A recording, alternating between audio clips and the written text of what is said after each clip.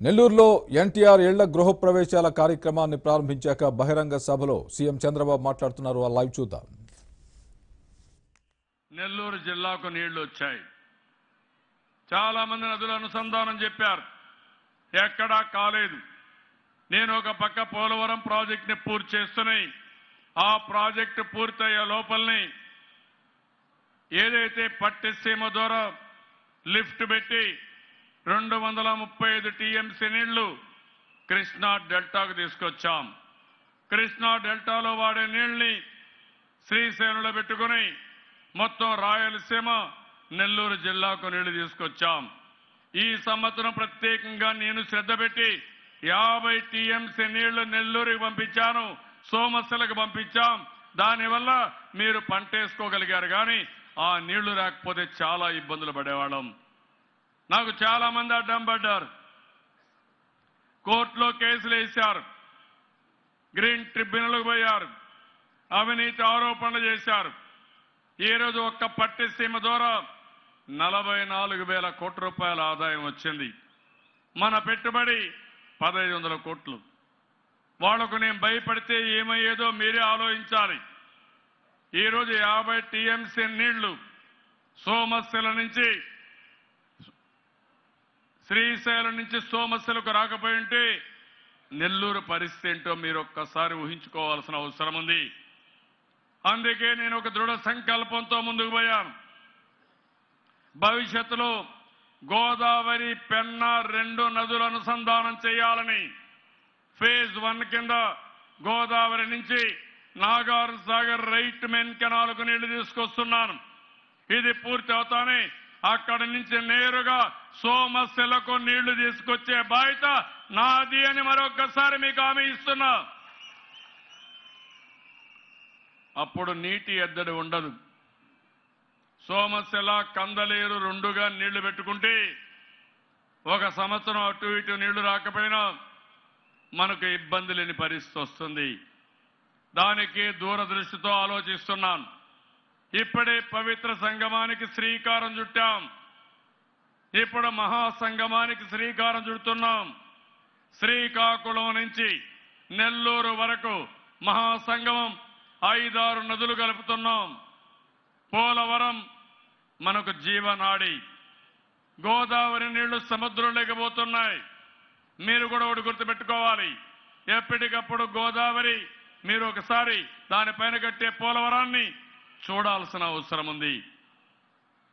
ఒక మహత్తరమైన యజ్ఞం. ఇంకో పక్క తెలుగు వాళ్ళందరూ గర్వపడే విధంగా అమరావతి నగరాన్ని కడుతున్నాం. ఎందుకంటే మన పిల్లలు ఏ మెడ్రాస్కో హైదరాబాద్కో చెన్నై లేకపోతే బెంగళూరు పోయే పని లేకుండా మన అమరావతిలో మన పిల్లలకు ఉద్యోగాలు ఇవ్వాలని ప్రజా రాజధానికి శ్రీకారం చుట్టాం. ఇది కూడా ముమ్మరంగా పనులు అవుతున్నాయి. ప్రపంచంలోని 5-6 రాజధానిలో మన రాజధాని ఒకటిగా ఉంటుంది. నేను అందుకనే మిమ్మల్ని ఒకటి అడుగుతున్నాను. ఇప్పుడు నేను ఈ పనులు చేసినప్పుడు పోయినసారి 3 సీట్లు ఇక్కడ గెలిపించారు. ఇప్పుడు 9 సీట్లు గెలిపించవలసిన బాధ్యత మీ అందరి పైన ఉందని చెప్పి కూడా నేను మీకు తెలియజేస్తున్నా. 10 సీట్లు, 9 కాదు 10 ఉన్నాయి. ఎందుకంటే 3 పార్లమెంట్లో ఉన్నాయి, ఒక పక్క 2 పార్లమెంట్లో ఉన్నాయి, ఒక పక్క నెల్లూరు పార్లమెంట్లో 6 ఉన్నాయి, తిరుపతి పార్లమెంట్లో 4 ఉన్నాయి. మొత్తం 10 అసెంబ్లీ సీట్లు ఉన్నాయి. నేను మళ్ళీ మిమ్మల్ని అడుగుతున్నా, ఇన్ని పనులు చేసిన తర్వాత ఏదో ఎప్పటి నుంచో ఒక పార్టీకి వేసామని, లేకపోతే ఇంకో పార్టీ ఈ మతం పార్టీ కాబట్టి అని, ఇంకొక పక్క ఏదో కులం అని చెప్పి మనం ఓట్లేస్తే నష్టపోయేది మనమే. నేను అందుకే మిమ్మల్ని అందరిని అడుగుతున్నా, ఆత్మసాక్షిగా ఆలోచించమంటున్నాను. కష్టపడ్డాం, ఇప్పుడు అడిగే హక్కు ఉంది. అందుకని ప్రతి ఒక్కరిని కోరేది తెలుగుదేశం పార్టీ ఎవరు అభ్యర్థులు పెడితే వాళ్ళని గెలిపించమని మరొక్కసారి మిమ్మల్ని అందరిని అడుగుతున్నా. జిల్లా వాసులందరికీ విజ్ఞప్తి చేస్తున్నా, మంచి అభ్యర్థుల్ని పెడతాం, సమర్థుల్ని పెడతాం. మీ సమస్యలన్నీ పరిష్కారం చేస్తాం. నేను అందుకనే ఒక స్పష్టమైన విజన్ ఇచ్చాను. ఈ పిల్లల కోసం నేను పనిచేస్తున్నా.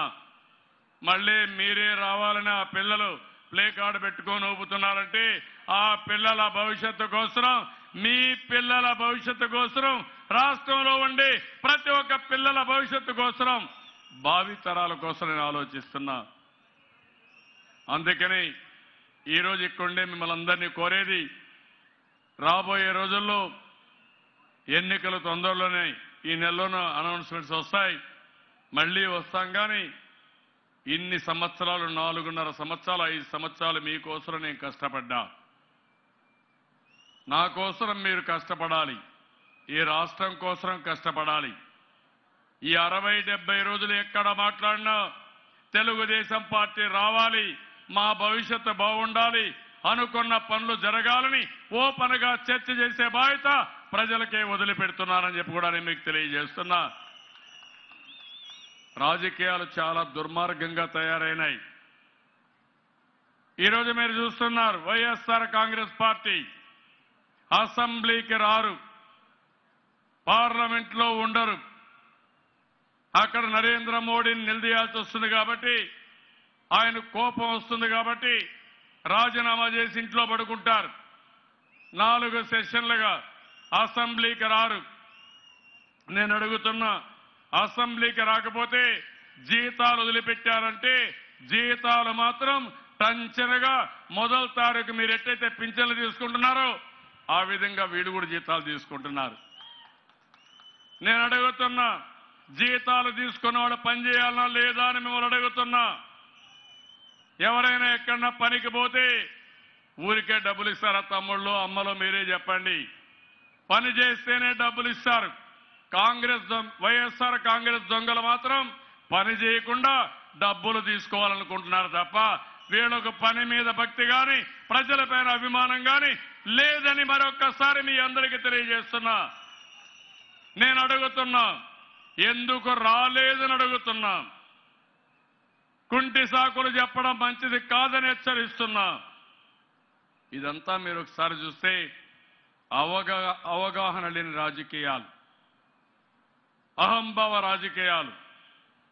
ఏదైనా నా ఇష్టమే జరుగుతుందని అహంభావంతో ముందుకు పోతున్నారు. బెదిరించే ధోరణులు తీసుకొచ్చారు. ఎక్కడికక్కడ అడ్డం పడ్డారు. నేను ఆ రోజు ఈ రోజు మీరు గుర్తుపెట్టుకోవాలి, నేను ఎప్పుడు కూడా ప్రజాస్వామ్యాన్ని కాపాడడం కోసం ముందుకు పోయాను.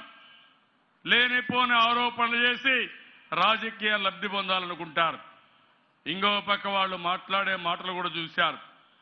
ప్రతి శుక్రవారం కోర్టుకెళ్లి బోన్లో నిలబడుకొని కిందికి వస్తానే నన్ను విమర్శించే తీరు మీరు చూస్తున్నారు, వాడే భాష మీరు చూస్తున్నారు.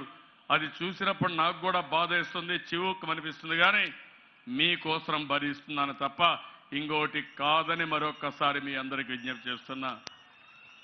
లాలోచే రాజకీయాలు. తెలంగాణలో కేసీఆర్ ఉన్నాడు. ఆయన మనతో పోటీలో పడలేరు. మనకు ఒక కరెంటు వాడుకుని 5,000 కోట్లు ఇవ్వాలి. ఇమ్మంటే ఇవ్వరు. ఎక్కువ మాట్లాడితే తెలంగాణ ఫీలింగ్ తీసుకొస్తామంటారు. ఈరోజు మనం ఒక్క విషయం గుర్తుపెట్టుకోవాలి. ఆ రోజు నేను అభివృద్ధి చేసింది తెలుగు జాతి కోసం అభివృద్ధి చేశాను, అందరి కోసం చేశాను. ఆ ఆస్తులన్నీ ఇప్పుడు తెలంగాణలో హైదరాబాద్లో ఉన్నాయి కాబట్టి అక్కడ ప్రజలు దాన్ని అనుభవించే పరిస్థితిలో ఉన్నారు. చాలా మంది నన్ను అడిగారు, ఒక క్వశ్చన్ అడిగారు మీడియా వాళ్ళు కూడా, మీరే అభివృద్ధి చేశారు, ఈ హైటెక్ సిటీ కానీ, సైబరాబాద్ కానీ, ఈ ఎయిర్పోర్ట్ కానీ, ఈ రోడ్డు కానీ, ఇప్పుడు మీరు వెళుతున్నారు, మళ్ళా కష్టపడుతున్నారు, మీకు బాధ లేదా అని అడిగితే నేను ఒకే మాట చెప్పాను. ఆ రోజు నేను చేసిన నాయకుల కోసరం కాదు, ప్రజల కోసరం చేశాను, తెలుగు జాతి కోసరం చేశాను. ఇప్పుడు అక్కడ ఉండేవాళ్ళు అది అనుభవిస్తారు. మళ్ళా భగవంతుడు నాకు ఒక శక్తినిచ్చాడు, నా శక్తిని ఉపయోగిస్తా దేశంలోనే బ్రహ్మాండమైనటువంటి రాష్ట్రాన్ని తయారు చేస్తానని అక్కడే చెప్పి వచ్చాను. ఆ దిశగానే నేను ముందుకు పోతున్నా. నేను ఒక స్పష్టమైన విజనిచ్చాను. 60 సంవత్సరాల శ్రమ, 60 సంవత్సరాల కష్టాన్ని హైదరాబాద్లో వదిలిపెట్టినా అప్పులతో ఇక్కడికి వచ్చిన నేను ఆలోచించింది మళ్ళీ దీన్ని నిర్మాణం చేయాలి, నవ్యాంధ్రప్రదేశ్ని పైకి తేవాలనే ఉద్దేశంతో ఇక్కడుండే వనరులన్నీ చూసుకొని ఒక విజన్ ఇచ్చాను. ఆ విజనే మీరు ఒకసారి చూస్తే 2022కి 3 అగ్ర రాష్ట్రాల్లో ఒక రాష్ట్రంగా ఉంటాం. 2029కి దేశంలో నెంబర్ 1 రాష్ట్రం ఏదంటే, ఆనందంగా ఉండే రాష్ట్రం ఏదంటే దానికి చిరునామాగా మన రాష్ట్రం ఉంటుందని మరొకసారి విజ్ఞప్తి చేస్తున్నా. 2050కి అత్యున్నతమైన స్థానంలో ప్రపంచంలో మనం ఉంటాం. ఇది సంకల్పం.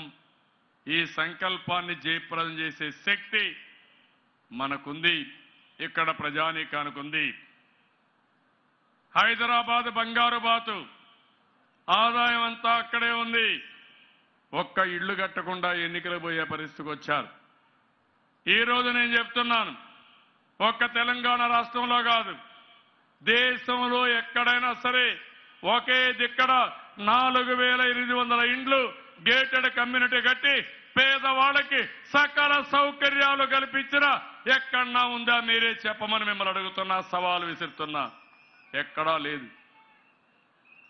ప్రైవేట్ వాళ్ళు కట్టారు, లాభాలు తీసుకున్న మనం కూడా రాజధానిలో ఒక హ్యాపీ నెస్ట్ అని ఒక ఇంటి సముదాయానికి ప్రారంభం చేస్తే 1 గంటలో 1200 మంది బుక్ చేసుకున్నారు. అక్కడ మనం కడుతున్నాం. ఇది పేదవాళ్ళకు కట్టే ఇల్లు, ఒక దీక్షతో కట్టే ఇల్లు. ఆ విషయం మీరు గుర్తుపెట్టుకోవాల్సిన అవసరం ఉంది. అందుకనే ఈరోజు నేను ఒకటే రాష్ట్ర ప్రజలందరికీ విజ్ఞప్తి చేస్తున్నాను. అభివృద్ధి, సంక్షేమం, మెరుగైన జీవన ప్రమాణాలు కల్పించిన ప్రభుత్వం తెలుగుదేశం ప్రభుత్వం. 5 ఏళ్లు ఏమి చేశామో చెప్పాం, 5 ఏళ్లు ఏం చేయబోతున్నాం కూడా చెప్తున్నాం. దీన్నే మేనిఫెస్టోగా కూడా పెట్టుకున్నాం. ఎవరికి ఇబ్బంది లేకుండా మెరుగైన జీవన ప్రమాణాలు తీసుకొస్తాం. ఇక్కడికి వచ్చినప్పుడు కొంతమంది చెల్లెమ్మలు ఉన్నారు, డాక్రా మెప్మా సంఘాలు ఉన్నారు. మనం చెక్కులు ఇచ్చాం. ఎవరైనా సరే మీ చెక్కులు ఆనర్ చేయకుండా వేరే అకౌంట్కి అడ్జస్ట్ చేసుకుంటే ఎట్టి పరిస్థితుల్లో ఆమోదయోగ్యం కాదు. నేను ఇచ్చింది మా చెల్లెమ్మలకి పసుపు కుంకుమ కింద ఇచ్చాను, మీకు స్వేచ్ఛనిచ్చాను. దేనికి కావాలంటే దానికి వాడుకోమని మా ఆడబిడ్డలకి అన్నగా నేను ఇచ్చిన పసుపు కుంకుమ అని చెప్పి కూడా నేను మీకు తెలియజేస్తున్నా. అది ఎక్కడ కూడా ఎవరైనా సరే లేనిపోని ఇబ్బందులు క్రియేట్ చేస్తే మాత్రం మీరు కూడా గట్టిగా ఉండండి. వేదిక పైన నాయకులు కూడా ఉన్నారు, అధికారులు కూడా ఉన్నారు. అధికారులు కూడా ఎప్పటికప్పుడు అప్రమత్తంగా ఉండాలి. ఏవైతే ఒక మనోభావం, ఒక అనుబంధం కోసం, ఒక సెంటిమెంటల్గా నేను ఇచ్చింది పసుపు కుంకుమ. తల్లిదండ్రులు, తోబుట్టోలు ఓసారి ఆడబిడ్డలకు పండగ పూట పసుపు కుంకుమ ఇస్తారు. అలాంటి పసుపు కుంకుమకు నేను శ్రీకారం చుట్టాను.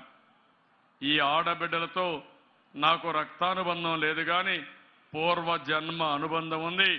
అందుకే ఏ నాయకుడికి లేనంతగా 95 లక్షల మంది చెల్లెమ్మలు ఉన్నారంటే ఇది నా పూర్వజన్మ సుకృతంగా భావిస్తున్నా. అలాంటి ఆడబిడ్డలందరూ ఒక అన్నగా మిమ్మల్ని కోరుతున్నా, మీకు అన్ని విధాలైన అండగా ఉంటాం.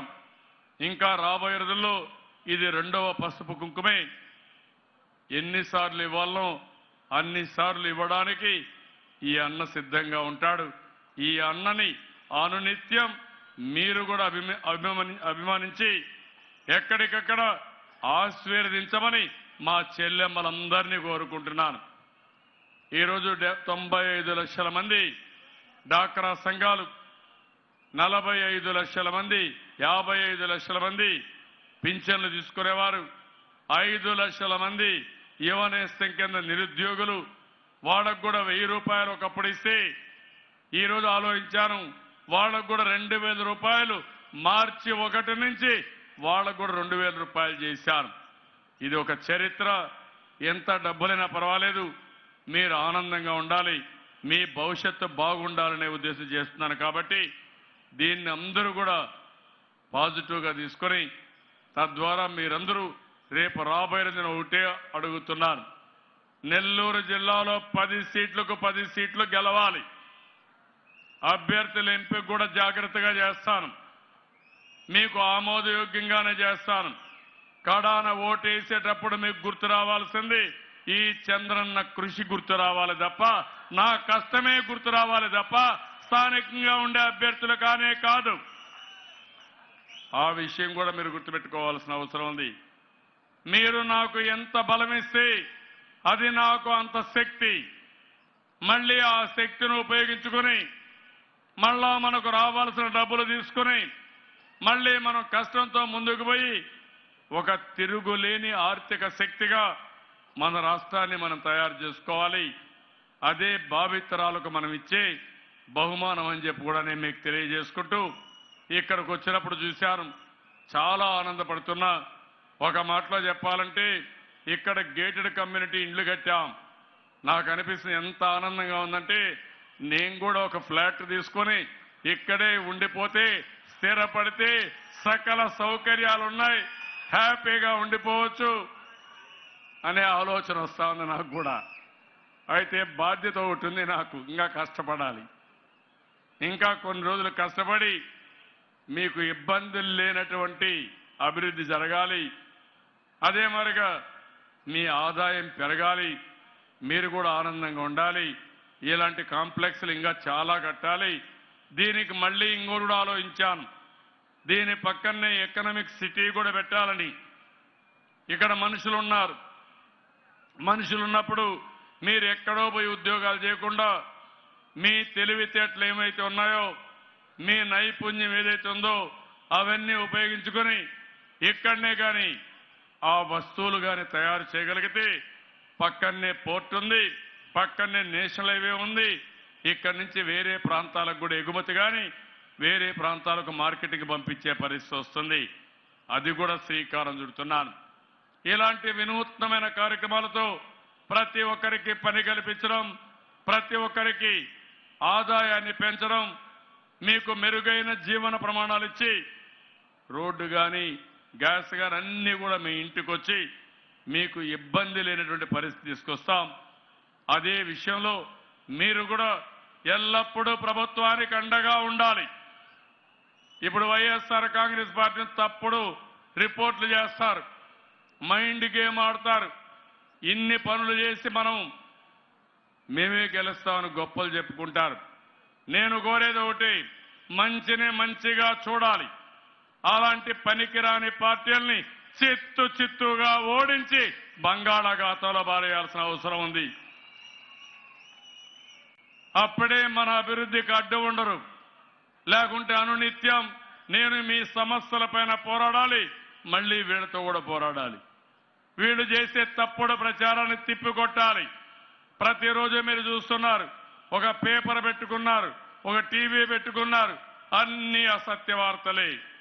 అది చూస్తే మన మైండ్ కూడా ఖరాబ్ అయిపోతుంది. లేని వార్తలు, అసత్యాల్ని ఆ పేపర్లో ప్రతి ఒక్కసారి రాస్తారు, పేజీలు రాస్తారు. మొన్న ఒక వార్త రాశారు, మా ఆడబిడ్డలకి పసుపు కుంకుమ కింద డబ్బులు ఇస్తే అది కూడా రుణం ఇచ్చామని రాస్తున్నారంటే వీళ్ళకి బుద్ధి ఉందా లేదో నాకు తెలియదు. నిన్న వెనుకబడిన వర్గాలకు బ్రహ్మాండంగా పనులు చేస్తే 1-2 పనులు కాదు, బ్రహ్మాండంగా పనులు చేశాను. బ్రహ్మాండంగా పనులు చేస్తే 25 కార్పొరేషన్లు పెట్టాం, 3,000 కోట్ల రూపాయల బడ్జెట్ పెట్టాను. దీనికి కారణం తెలుగుదేశం పార్టీకి వెన్నెముక వెనుకబడిన వర్గాలు, ఆ వర్గాలను ఆదుకోవాలని నేను ఇది పెడితే అది కూడా ఏదేదో రాస్తారు. ఇవన్నీ కూడా చాలా సమస్యలు వచ్చాయి. ఈరోజు మీరు ఒకసారి చూడండి, నెల్లూరు జిల్లాలో ఒకసారి ఆలోచించండి. నరేంద్ర మోడీ గారు ఇక్కడికి వచ్చారు, జ్ఞాపకం ఉందా లేదా మీకు అడుగుతున్నా. ఎన్నికల ముందు ఎన్నికల మీటింగ్కి వచ్చారు, మళ్ళా ఇప్పుడు వస్తున్నారు. ఒకసారి అమరావతికి వచ్చారు. ఆ రోజు మనందరికీ మట్టి నీళ్లు ఇచ్చి పారిపోయారు. ఆ రోజు చెప్పారు, అందరికీ అనుమానం వచ్చింది. ఏంటి ఇంత పెద్ద మనిషి ఢిల్లీ నుంచి వచ్చి రాజధాని కడతా ఉంటే కనీసం ఏమీ చెప్పకుండా మట్టి నీళ్లు మన ముఖాన కొట్టాడంటే ఎంత దుర్మార్గం మీరు ఆలోచించుకోవాల్సిన అవసరం ఉంది. ఎవరైనా గృహప్రవేశం చేస్తే మనం వాళ్ళ ఇంటికి పోతే, బంధువుల ఇంటికి పోతే కనీసం బట్టలో లేకుంటే ఏదో ఒకటి మర్యాదపూర్వకంగా పళ్ళో ఏదో ఒకటి ఇస్తాం, డబ్బులు కూడా ఇస్తాం. అలాంటి సాంప్రదాయం ఉండే ఈ దేశంలో ఒక పవిత్రమైన కార్యక్రమం, రాజధాని లేదు అమరావతి కట్టుకుంటా ఉంటే దానికి ఆయన చెప్పిన మాటలు మీరు చూశారు. ఏమి చేయకుండా వెళ్ళాడు, నెల్లూరుకు వచ్చాడు, ఇక్కడ పొగిడాడు. వెంకయ్య నాయుడు గారిని పొగుడుతూ ఈ వెంకయ్య నాయుడు గారి వల్లనే ఈ రాష్ట్రానికి ప్రత్యేక హోదా వచ్చింది, పార్లమెంట్లో గట్టిగా పోరాడాడు అని ఆ రోజు ఈ మీటింగ్లో చెప్తూ తూచా తప్పకుండా అన్ని అమలు చేస్తామన్నారు. కనీసం వెంకయ్య నాయుడు గారు ఉంటే మన విషయం మాట్లాడేవాడు, కానీ ఆయన్ని కూడా వైస్ ప్రెసిడెంట్గా పంపించేశారు. ఆయన ఉంటే అడ్డమని. ఎందుకు చేశారో నాకైతే తెలియదు. దక్షిణ భారతదేశంలో కాస్తో కూస్తో వెంకయ్య నాయుడు గారు రాజకీయంలో ముఖ్యంగా బీజేపీలో యాక్టివ్గా ఉంటే ఉండేవాడిని పక్కకు పంపించి వీళ్ళు ఇష్ట ప్రకారం చేసే పరిస్థితికి వచ్చారు. అందుకే ఇదే నెల్లూరు జిల్లాలో ఉండే మీరు ఆలోచించాలి. ఎల్లుండి ఢిల్లీలో ధర్మ పోరాట దీక్ష చేస్తున్నాను, రాష్ట్రం తరపున చేస్తున్నాం. ప్రజాప్రతినిధులు, ప్రజా సంఘాలు, ఉద్యోగ సంఘాలు రాష్ట్రం అంతా కూడా నిరసన ఢిల్లీలో కూడా తెలియజేస్తున్నాం. రేపు కూడా నరేంద్ర మోడీ గారు ఇక్కడికి వస్తున్నారు. నేను ఒకటే అడుగుతున్నా, న్యాయంగా అడుగుతున్నా, మా న్యాయమైన కోరికలు నెరవేర్చండి. ఆ తర్వాతనే మా గడ్డకు రండి, మాకు అభ్యంతరం లేదు. మా న్యాయమైన కోరికలు తీర్చకుండా మళ్ళీ మమ్మల్ని తిట్టడానికి ఇక్కడికి వస్తే మేము ఉపేక్షించమని, ఒప్పుకోమని మీరు గట్టిగా చెప్పాల్సిన అవసరం ఉంది. రేపు వస్తున్నాడు గుంటూరుకి, నన్ను తిడతాడు, మళ్ళీ గట్టిగా తిడతాడు. మొన్న అసెంబ్లీలో చెప్పాడు, నేనేదో వైఎస్ఆర్ కాంగ్రెస్ పార్టీ ట్రాప్లో పడిపోయారని. నేను బళ్ళ ఎగిరెగిరి అవినీతి కుడితిలో మీరు పడిపోయారు, వైఎస్ఆర్ కాంగ్రెస్ ట్రాప్లో మీరు పడ్డారు తప్ప నేను కాదని మీ అందరికీ విజ్ఞప్తి చేస్తున్నా. ఇంకొక మాట అన్నాడు, కేసీఆర్కి మెచ్యూరిటీ ఎక్కువ ఉందంట, నాకు తక్కువ మెచ్యూరిటీ ఉందంట. కేసీఆర్ నా వల్ల నా దగ్గరనే పైకి వచ్చాడు. మీకు అందరికీ తెలిసి కొండే వేదిక పైన అందరూ చూశారు. వీళ్లతో సమానంగా ఆయన కూడా పనిచేసేవాడు. ఆయన అదృష్టం కలిసి వచ్చింది. ఇప్పుడు నన్నే ఎన్ని విమర్శించాలో అన్ని విమర్శిస్తున్నాడు. ఆయన వచ్చి నాకు ఒక గిఫ్ట్ ఇస్తా అన్నాడు, బర్త్డే గిఫ్ట్. నేను చెప్పా, మా చెల్లెమ్మలు, మా అన్నలు, మా తల్లిదండ్రులు ఉన్నారు, ప్రతి ఒక్కరు గిఫ్ట్ ఇస్తే నీకు కోట్ల గిఫ్ట్లు వస్తాయి, జాగ్రత్తగా ఉండమని హెచ్చరించానని చెప్పి కూడా నేను మీకు తెలియజేస్తున్నా. మాటలు లేకుంటే ఇష్ట ప్రకారం మాట్లాడితే పడేవాళ్ళు ఎవరు ఉండరు. కాబట్టి మీరు ఈ విషయాలు ఆలోచించాలి. ప్రతి ఒక్క ఇంట్లో చర్చ జరగాలి. ఎందుకు నరేంద్ర మోడీ గారు వస్తున్నారు? మొన్న అమిత్ షా వచ్చాడు, శ్రీకాకుళం వచ్చారు. కుర్చీలు వేస్తే కుర్చీలకు మనుషులు కూడా లేకుండా అందరూ కూడా బాయ్కాట్ చేసే పరిస్థితికి వచ్చారు. రేపు నరేంద్ర మోడీ గారి పరిస్థితి కూడా అదే. అవినీతి పరాకాష్ఠకెళ్ళింది. రాఫెల్ డీల్ మీరు చూడండి. యుద్ధ విమానాల కొనుగోలులో పెద్ద ఎత్తున 40,000 కోట్ల రూపాయలు అవినీతి చేశారని ప్రధానమంత్రి కార్యాలయమే అనవసరంగా ఇంటర్ఫేర్ అయి వీళ్లే చర్చలు అడ్డదారిని తీసుకెళ్లారని, వీళ్ళు ఇన్వాల్వ్మెంట్ ఉందని వాళ్లే ఇచ్చే పరిస్థితికి వచ్చారు. డిపార్ట్మెంట్ అపోజ్ చేశారు, అయినా ప్రధానమంత్రి కార్యాలయం వినకుండా పనిచేసే పరిస్థితికి వచ్చారు. ఇంకో పక్క మనం ఏదైనా అడిగితే మనమే దాడులు. ఈరోజు ఇక్కడ మస్తాన్ రావు గారు ఉన్నారు, ఆయన చేసిన తప్పేమీ లేదు. నేను గట్టిగా నిలదీశాను.